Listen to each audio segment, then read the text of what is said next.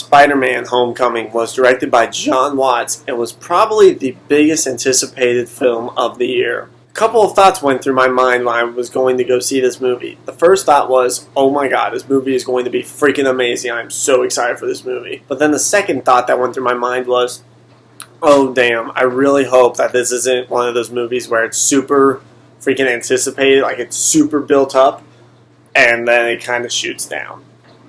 Oddly enough, though, this movie was a bit of both. Like, it wasn't, like, super bad where it was going to get shot down. No, this movie was freaking awesome, don't get me wrong. But there was a lot of stuff in this movie that made me second guess and think that maybe this movie really was just kind of overly anticipated for something much greater. In this movie, Spider-Man, who is played by Tom Holland, tries to prove himself to Tony Stark, who is played by Robert Downey Jr., by showing him that he's capable of being Spider-Man, being a part of the Avengers, while having to deal with his normal high school life. While he's doing this, a scavenger known only as the Vulture, who's played by Michael Keaton, is causing trouble for Spider-Man, so now it's up to him to stop him. It's up to Spider-Man to stop him. Probably should have cleared that up a little bit. So I thought this movie was actually really good. The opening was fantastic. It was a really good way to kind of give us more of a clear understanding of exactly what's going on. This movie actually takes place right after Civil War, yet the very first scene actually takes place right after the first Avenger movie. And so they kind of like do a good time span with that stuff, but it was really good though. I really enjoyed the way they did that. Now also at the very beginning, while they were kind of going through some of the opening credits, they played the original music of Spider-Man with their own little twist, which was, oh my word, it was wonderful. I thought it was freaking great. It brought me back to my childhood. It really did. Now there was a lot of really good humor in this, and I thought that was actually relatively needed. It was a very funny movie. It was very lighthearted. There was a lot of really good moments in this movie, a lot of good action, because this movie was actually pretty action-filled. There was a lot of scenes that, I mean, I didn't expect to actually, be too action-y, but, I mean, it's a Spider-Man movie, so, there's going to be a lot of action in it. But most of the movie, though, actually followed Peter Parker and how he has to deal with high school, which I thought was really good. It kind of gives us more of that feel of he's a high schooler, he's young, and he's doing all this. He even says, that he's 15 in the movie. So you just get an idea of he's a sophomore, roughly freshman, sophomore in high school, going through things that normal people wouldn't do.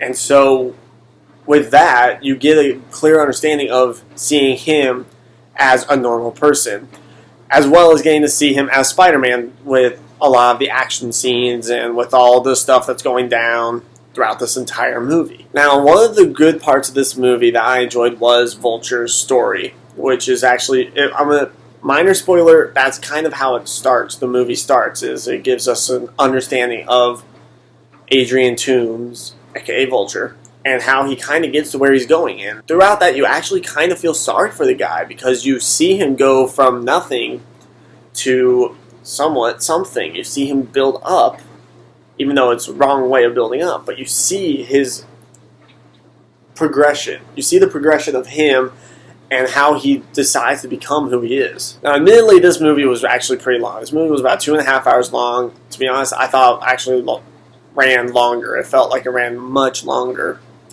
But, I mean, there were some points in this movie that probably could have been taken out a little bit.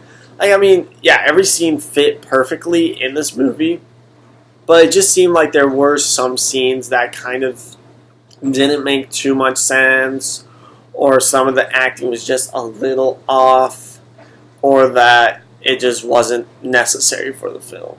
But with that said, the commercials actually added scenes in this movie that weren't in the movie itself. They were adding scenes that weren't in the movie itself. For instance, the whole scene where Spider-Man's swinging with Iron Man flying next to him. Spoiler alert, that wasn't in the movie. But, I don't know, it seems like a lot of movies are doing that lately, where they show something on trailers, but they're actually not there. Now, with this movie, like I said, there was a lot of high school moments in this because it's showing, it's a high school type movie. It's showing Peter going through high school, which it's good, but it kind of slows down the movie a little bit because you get this like really big scene where there's a lot going on, and then it just kind of slows down with the scene of him walking through high school or him going to a high school event or something like that. And so it was good, though. I actually enjoyed it. I just felt that maybe they could have added a little bit less of that. Now, the biggest part of this movie was probably in the middle/ending. It was a huge plot twist, and something that my wife, I'm pretty sure nobody in the theaters was expecting. And I'm not going to tell you guys. I'm going to leave that up. I'm going to leave that surprise for you. But it's something that once you see it, it just blows your mind, and you're just like, what? And so I was sitting in theaters during this, and I'm like, I see this, and I'm like, it was, I can't even describe it. And there were a lot of moments in this movie where they were like awkward. There were awkward moments, but that's what made it funny. Those awkward moments were what added to the humor. Can't even freaking speak right now. A lot of those awkward moments were what added to the humor, and so I thought that was really good that they added that. Now that I've gotten all the good stuff out of the way, it's time to go on with some of the bad stuff. And it's very minor. There's very few things.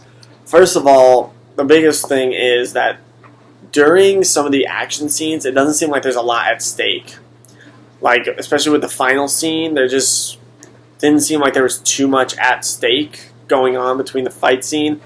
There were some things where there was something at stake during a lot of the action-y type scenes, but there wasn't too much at risk with that said, or too much at stake with that said. Another thing that completely disappointed me the most was they used a very famous Spider-Man character poorly, and it was just a really bad use of this character. I'm not going to say who, I'm not going to say gender or any of that, but I just wish that with this character they would have added a lot more meaning to them rather than put them so low, if that makes a little bit of sense. I really did like this movie overall. It was a great movie. I can't really say much. The acting was good. The editing was amazing. The directing was almost perfect. You definitely should go watch it. It's definitely a movie that you need to watch. I'm going to give Spider-Man Homecoming a B+. Guys, I really appreciate all the support and all the watching that you guys do. It means a lot to me. Don't forget to like us on Facebook, follow us on Twitter, subscribe to us, and help us become better. If there's anything you want to see, don't forget to comment or send actual messages to me through the Facebook page, Twitter page, any of that. Once again, this is Pop Culture Critics, signing off.